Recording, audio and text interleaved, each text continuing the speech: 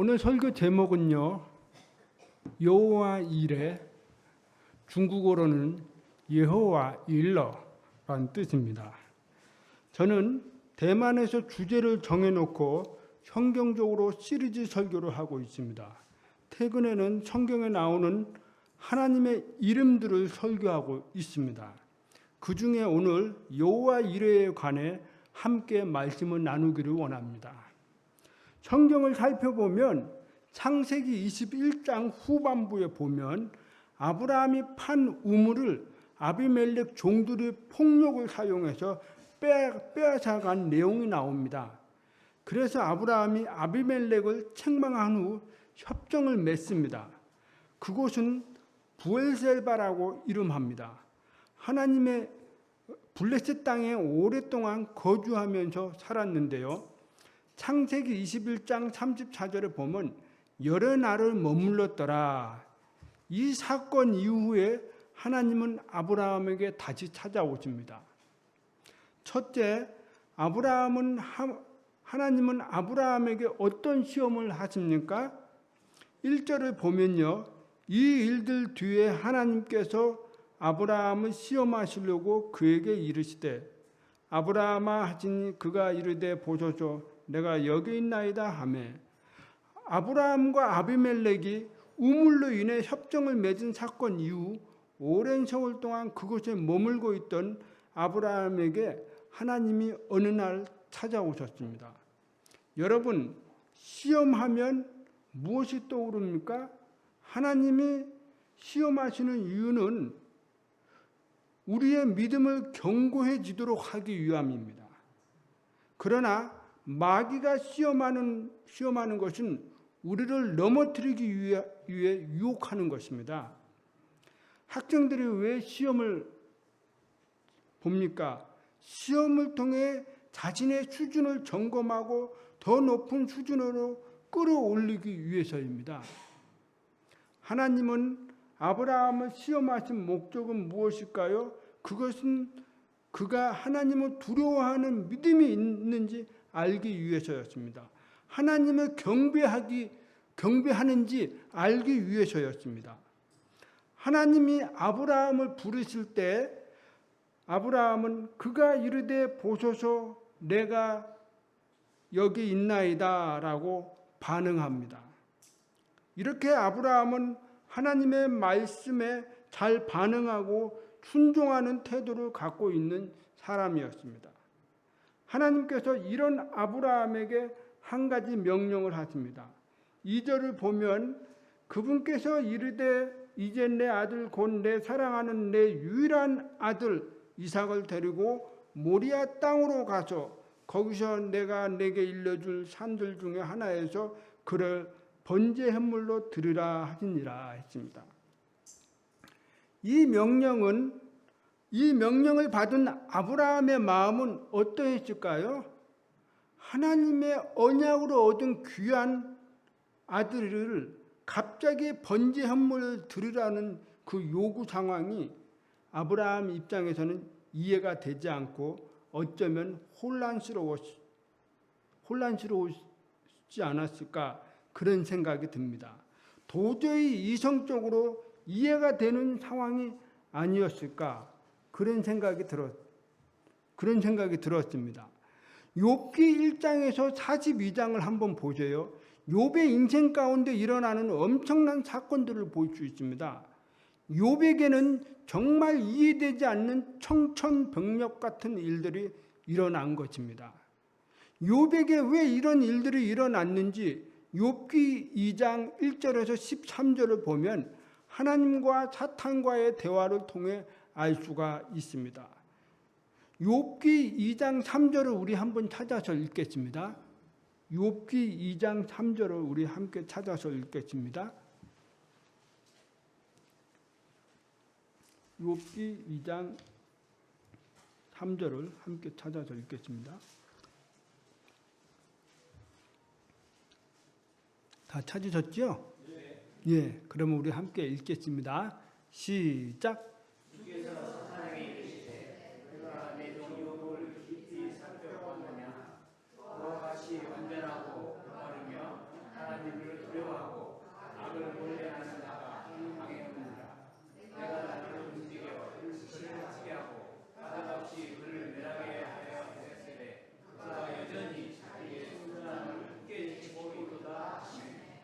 자, 오늘 욥에게 일어난 사건들이 이루 말할 수 없는 엄청난 고통이 이제 시작이 된 것입니다. 형제 자매님들, 아브라함의 시험과 욥의 시험의 공통점은 자신들에게 왜 내게 이런 고통이 오는지 모르고 있다라는 사실입니다. 여러분, 하나님을 신실하게 경배하는 자가 심한 고난을 받을 때 주변 사람들의 반응이 어떤지 아십니까? 어느 때는 욥의 아내처럼 저주를 합니다. 또 어느 때는 욥의 친구처럼 비난을 합니다. 만약 여러분이 아브라함과 같은 상황이라면 어떤 반응을 할까요? 우리는 분명 하나님이 주신 소중한 아들을 번제를 드리라니 아브라함의 말도 안 되는 소리라고 생각을 했을 것입니다. 거칠게 항의하고 원망할 수도 있었을 것입니다. 그런데 오스왈드 샘퍼스라는 목사님이 이 거친 항변, 이 거친 항의는 하나님이 깊은 신뢰가 없으면 이런 거친 항변을 할 수밖에 없다라고 얘기를 합니다. 그렇습니다. 우리도 종종 우리 안에 엄청난 고통이 우리의 삶 속에 임했을 때 우리의 내면이 하나님께 향한 깊은 신뢰가 없으면 우리의 입술에서는 거친 원망과 항변이 할 수밖에 없는 것입니다. 그런데요, 말씀을 보면 아브라함은 지금 아무 말도 없습니다. 이삭을 바치라고 하는데도 아브라함은 어떤 말도 없이 지금 침묵을 하고 있는 중입니다. 너무나 조용합니다. 그 이유가 무엇이었을까요? 두 번째는 아브라함은 하나님의 아들을 번제 헌물로 드리라는 말씀을 듣고 무슨 행동을 합니까? 3절을 제가 읽겠습니다. 아브라함이 아침 일찍 일어나 나귀의 안장을 얻고 자기와 함께한 자기 청년들 가운데 2명과 자기의 아들 이삭을 데리고 번제 헌물 쓸 나무를 쪼개 가지고 일어나 하나님께서 자기에게 말씀해 주신 곳으로 갔더라 했습니다. 아브라함이 이렇게 아침 일찍 일어나 바로 행동할 수 있었던 이유가 무엇일까요? 아마도 그는 자신의 뜻과 하나님의 뜻 가운데 갈등하며 밤새도록 기도한 후 결정하고 행동을 옮겼을 것이라는 사실입니다. 우리 마태복음 26장 36절에서 46절 내용을 보면 예수님이 십자가에서 죽기 전에 겟세마네 동산에서 밤새도록 기도하셨습니다. 37절에서 38절을 보면 이런 말이 있어요. 마태복음 비로소 슬퍼하시며 몹시 괴로워하시더라. 내 혼이 심히 슬퍼 죽을 지경이니 예수님께서 솔직하게 자신의 심정을 지금 제자들에게 표현하고 있는 것입니다. 우리 한번 마태복음 26장 39절을 한번 찾아보겠습니다.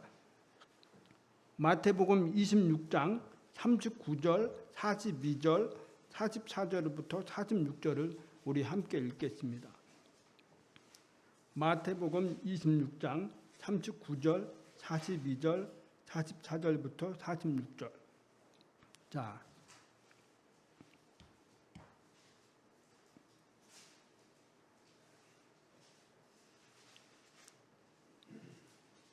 다 찾으셨죠? 예. 그러면 우리 한번 읽겠습니다. 시작.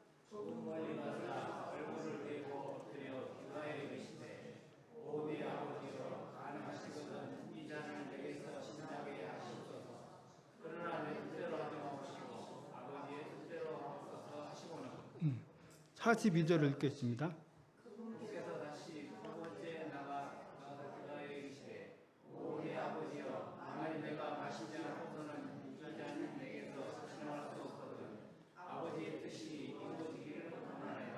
음. 44절에서 46절까지요. 시작.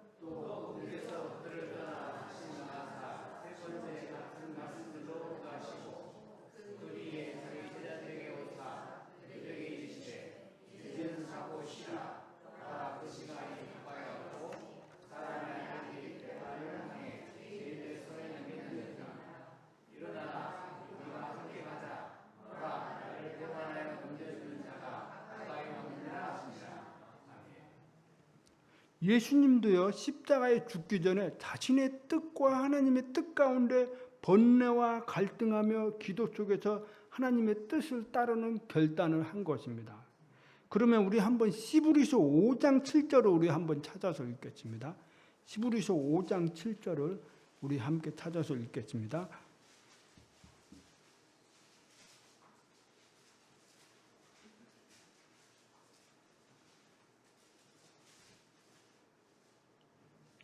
히브리서 5장 7절 찾으셨죠? 예, 시작.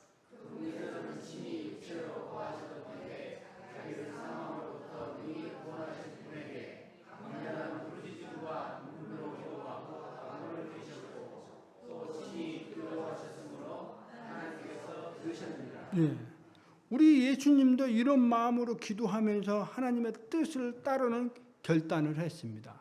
그러면 아브라함은 오죽했겠습니까? 3절을 제가 보면, 창세기 22장 3절을 보면 하나님께서 자기에게 말씀해 주신 곳으로 갔더라 했습니다. 아브라함은 하나님이 자신에게 일러준 곳으로 갔습니다.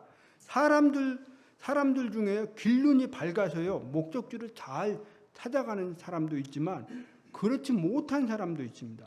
제가 한번 대만의 까오뚱에서 전도하다가 길을 잃어버렸어요. 그래가지고 어디로 찾아가야 되니 어떻게 가야 할지. 대만은요, 골목길이 왜 이렇게 많은지 몰라요. 그래가 이 골목길이 저 골목길 같고 저 골목길이 이 골목길 같아요. 그 헷갈려가지고 그런 적이 있는데 결국은 길눈이 밝지 못해서 그런 겁니다. 응? 그런데 요즘에 내비게이션이나 핸드폰은 길을 잘 찾아갈 수 있도록 다 도와주지 않습니까? 고대 아브라함이 살던 시대에는 길을 찾기가 쉽지 않았을 것입니다. 그럼에도 불구하고 아브라함은 어떻게 하나님의 말씀하신 곳을 찾아갔을까요? 제가 시편 25편 12절을 한번 보면 이런 말씀이 있습니다. 주를 두려워하는 자가 누구냐? 그분께서 친히 택하신 길로 그를 가르치시로다 했습니다. 시편 25편 4절을 보면 다윗이 오 주여 주의 길들을 내게 보이시고 주의 행로들을 내게 가르치소서라고 말합니다. 하나님을 두려워하는 자에게 택한 길을 그분께서 가르쳐 주시겠다고 말씀하십니다. 또 다윗도 주의 길을 가르쳐 달라고 말을 합니다. 잠언 16장 9절을 보면 사람의 마음이 그의 길을 계획할지라도 주께서 그의 걸음을 인도하시느니라 했습니다.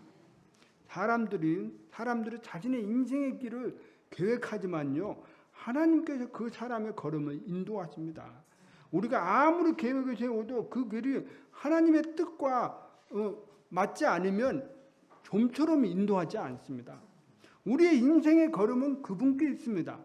그래서 아브라함은 어떻게 찾아갔습니까? 창세기 22장 4절을 보면 그때 셋째 날에 아브라함의 눈을 들어 그곳을 멀리서 바라본지라 했습니다.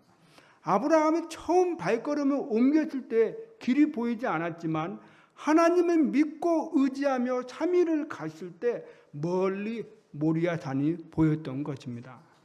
우리도 어느 때 앞길이 보이지 않고 망망할 때가 있습니다. 그때 하나님을 믿고 의지하면 한 걸음씩 나아갈 수가 있는 것입니다. 그러면 어느새 하나님께서 우리의 길을 인도하고 계시는 것을 볼 수가 있는 것입니다. 저도 하나님이 대만에 가라고 하셨을 때 대만을 전혀 알지 못했습니다. 그리고 다윗처럼 주의 길을 가르쳐 달라고 기도를 했습니다. 대만을 어떻게 가야 할지, 또 어떻게 가서 어떤 사람을 만나야 할지 정보도 없는 겁니다.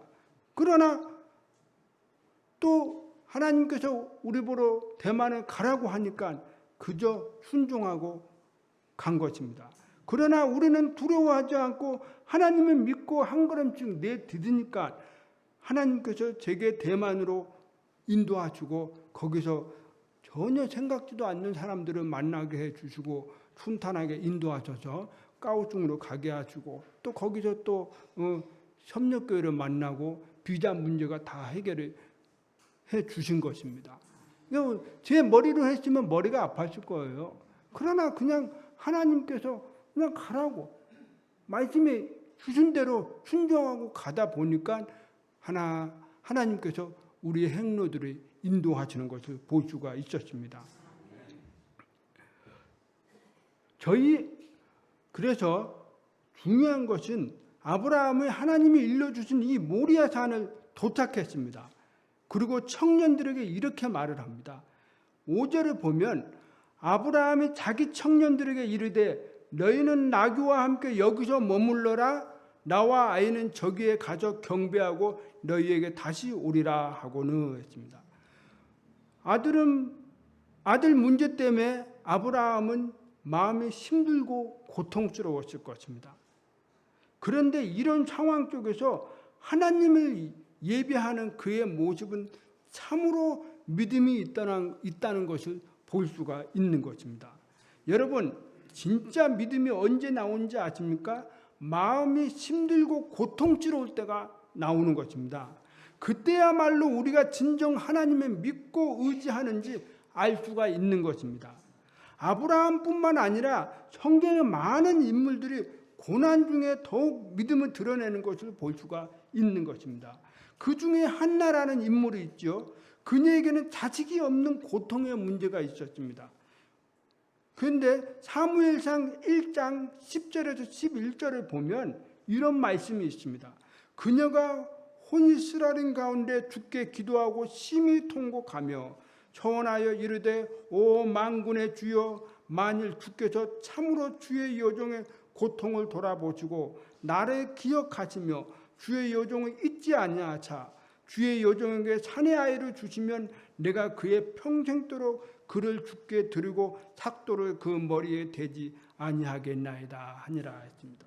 한나는 자신의 괴로운 마음을 하나님께 표현하고 있습니다. 그러나 하나님께 향한 그녀의 기도는 또 믿음을 드러내고 있습니다. 훗날 어떻게 됐습니까? 진짜 아이를 가지고 그 어린 핏덩어리를 하나님께 도로 바쳤습니다. 성도님, 우리 인생 가운데 한번 살펴보세요. 우리는 언제 또 믿음이 성장하고 커집니까? 여러분에게 힘들고 어려웠던 순간들이 있었을 것입니다. 그때마다 원망하고 불평했습니까? 아니면 믿음으로 하나님을 바라봤습니까? 우리가 그런 상황을 보면서 우리의 믿음이 성장하는지, 우리의 믿음이 발전하고 있는지, 우리의 믿음이 드러나고 있는지 그때 보면 알 수가 있는 것입니다. 6절엔 이런 말씀이 있습니다. 아브라함의 번제 헌물을 쓸 나무를 취하여 자기 아들 이삭에게 지게 하고 자기는 불과 칼 속에 들고 그들 두 사람에게 함께 가더라 했습니다. 이제 아브라함은 아들 이삭과 함께 번제 헌물을 드리기 위해 모리아 산으로 향했습니다. 여러분, 모리아 산이 우리에게 주는 의미가 있습니다. 역대하 3장 1절을 우리 한번 찾아보겠습니다. 역대하 3장 1절을 우리 한번 찾아보겠습니다.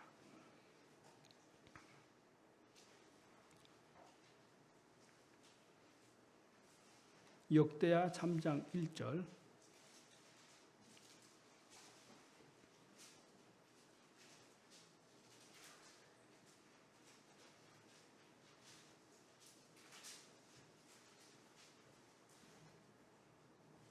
찾으셨죠? 예. 시작. 그때 솔로몬이 예루살렘의 모리아 산에 주의 집을 건축하기 시작하였는데 이곳은 전에 주께서 그의 아버지 다윗에게 나타나신 곳이요 여부수 족속 오르나의 땅마당에 아이시 예비한 곳이더라. 솔로몬의 성전을 건축한 곳이 바로 모리아 산입니다. 높은 위치에서 예루살렘을 볼 수 있는 곳입니다. 마가복음 15장 22절에 보면 이런 말씀이 있습니다. 그분은 골고다라 하는 곳으로 데려가는데 이것을 번역하면 해골의 장소라는 뜻이라. 예수님 시대의 모리아 산은 골고다였습니다.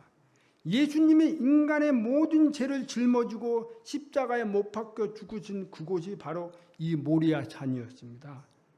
히브리서 11장 17절에서 19절에 보면 믿음으로 아브라함은 시험 받을 때 이삭을 바쳤으니 곧 약속들을 받은 그 자기의 독생자를 바쳤느니라. 이 아들에 관하여는 그분께서 전에 이르시되 이삭 아내 넷시가 부름을 받으리라 하셨느니라. 하나님께서 심지어 죽은 자들로부터 능히 그를 일으키신 줄로 생각하였으므로 또한 그는 죽은 자들로부터 그를 모형으로 받았느니라 했습니다. 아브라함은 하나님의 약속을 믿고 이삭을 드리려고 했던 것입니다. 분명 이삭을 통해 하나님의 번성하게 될 것이라고 말씀하셨습니다. 근데 이삭이 설령 죽는다 할지라도 반드시 살리실 것을 믿었던 것입니다. 이 사건이 훗날 죽은 자 가운데서 부활하신 예수님의 모형이었습니다. 아브라함은 하나님의 약속을 믿지 못하고 또 이스마엘을 낳았습니다. 그는 실수를 통해 자신의 믿음 없음을 보게 되었고 그 이후로 이삭을 얻은 뒤 하나님의 말씀을 성취되는 것을 똑똑히 보았습니다. 이번에는 그는 전능하신 하나님의 의지에서 이삭을 바치라고 말씀에 순종을 했습니다. 성도님, 우리의 믿음은 어디서 생기고 자랍니까? 그것은 바로 하나님의 말씀입니다. 하나님이 여러분에게 주신 약속의 말씀도 있습니다. 그렇기 때문에 우리는 하나님의 말씀을 듣고 보고 묵상해야만 믿음이 성장하고 그 믿음을 또 순종함으로써 더 놀랍게 하나님이 사용되고 우리의 삶 속에서 하나님의 놀라운 능력이 나타나는 것입니다. 아브라함의 놀라운 믿음을 가진 것도 다른 거 없어요. 하나님의 말씀을 듣고 믿었기 때문에 그렇습니다.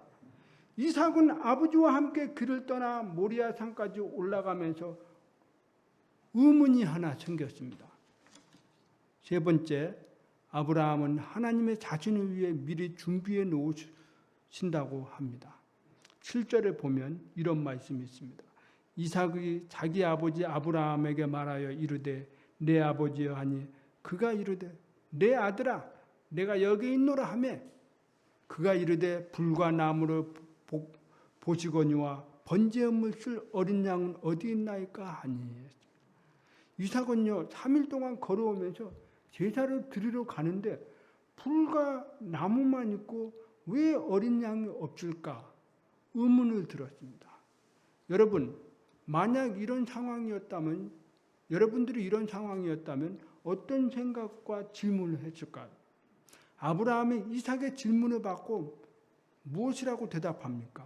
8절에 보면 아브라함이 이르되 내 아들아 번제한물 쓸 어린 양은 하나님께서 자신을 위하여 예비하시리라 하고 이처럼 그 두 사람이 함께 가서 했습니다. 아브라함은 아들의 질문을 받고 어린 양은 하나님이 예비하신다고 확신 있게 대답했습니다. 여기서 예비하다라는 말은 중국어로 위배이라고 하는데 뭐뭐 예비할 예정이다라고 했습니다. 근데 시브리어는 라라고 합니다. 보다라고 합니다. 근데 우리 창세기 22장 14절을 보면 이레라고 나옵니다. 여호와 이레, 일러. 이 단어하고 이 라하라는 단어는 똑같습니다. 그런데 뜻은 좀 틀려요. 여기서는 이레를 미리 보고 예비하신다는 의미입니다. 아브라함은 하나님이 어떤 분인지 알고 있었던 것입니다. 그런데 하나님은 과거, 현재, 미래 모두를 보시는 분입니다. 모든 것이 한눈에 볼 수 있는 분이십니다. 아브라함은 하나님께서 모든 것을 미리 보시고 예비해 주실 거라는 이 믿음이 그에게 있었던 것입니다. 욥의 인생을 한번 보십시오. 하나님은 그의 인생을 다 알고 있었습니다. 마귀에게 그를 시험해도 된다고 허락하신 이유도 모든 것을 미리 보시고 욥이 그 시험을 통과할 것이라는 것을 알고 있었기 때문에 그렇게 한 것입니다. 욥기 42장 2절을 보면 주께서 모든 것을 하실 수 있사오며 어떤 생각도 주께 숨길 수 없음을 내가 아오니 했습니다. 야고보서 5장 11절에 보면 보라 참는 자들을 우리가 행복한 자로 여기나니 너희가 욥의 인내를 들었고 주께서 주신 결말을 보았거니와 주께서는 지극히 동정심이 많으시며 친절한 긍휼을 베푸시는 분이시니라. 욥이 그 시험을 믿음으로 이기고 승리할 수 있었던 것은 하나님께서 미리 보시고 예비해 주신 것입니다. 성도님, 하나님은 우리 인생을 미리 보시는 분이십니다. 그래서 거기에 맞추어서 우리가 믿음으로 살아갈 수 있도록 다 예비하십니다. 여러분들은 오늘 바로 앞에 있었던 일도 우리는 몰라요. 내일 일어나는 일도 모릅니다. 그러나 우리 하나님은 여러분의 인생을 과거부터 현재까지 한 번에 다 보기 때문에 여러분이 어떻게 인도하고 어떻게 인도함을 받고 어떻게 살아가는지 다 알고 있는 것입니다. 그래서 하나님은 보이지 않는 가운데 우리가 그렇게 믿음으로 살아갈 수 있도록 우리 하나님께서는 우리의 발걸음을 인도하신다는 사실입니다. 우리의 인생은 처음부터 마지막까지 아시는 분은 하나님이기 때문에 그분을 믿고 살기를 바랍니다. 사람들은 어떻습니까? 하나님을 믿는다고 하는 사람들조차도 점을 보고 미신을 믿고 우상을 믿고 있습니다. 그 이유는 하나님을 알지 못하기 때문에 그렇습니다. 하나님을 믿지 못하기 때문에 그렇습니다. 성도 여러분, 오늘 하나님의 말씀을 듣고 무엇을 깨닫게 되었습니까? 여러분의 하나님이 어떤 분이십니까? 아브라함의 하나님은 미리 보시고 예비하신 그 하나님이십니다. 그러면 그 아브라함의 하나님은 곧 우리의 하나님이십니다. 우리 하나님도 우리의 인생을 미리 보시고 예비하시고 인도하신다는 사실입니다. 우리의 결말도 알고 있습니다. 그래서 우리는 우리의 마지막 인생을 두려워할 필요가 없습니다. 우리에게는 영원한 천국이 보장되어 있기 때문에 우리는 반드시 천국에 들어간다라는 그 믿음을 가지고 우리는 살아갈 필요가 있습니다. 지금 힘듭니까? 아닙니다. 지금 곧 오늘 힘들어도 내일은 우리 하나님이 여러분의 인생을 인도하시고 다 알기 때문에 거기에 맞춰서 또 축복하시고 이끌어가시고 인도하신다는 사실입니다.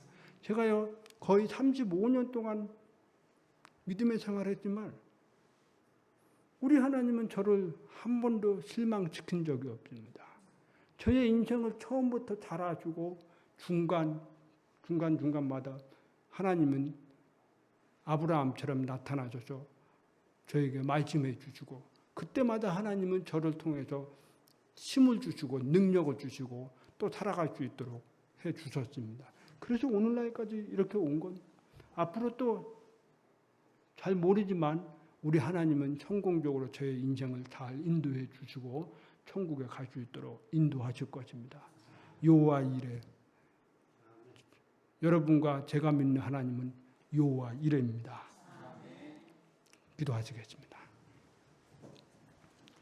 하나님 아버지 감사합니다.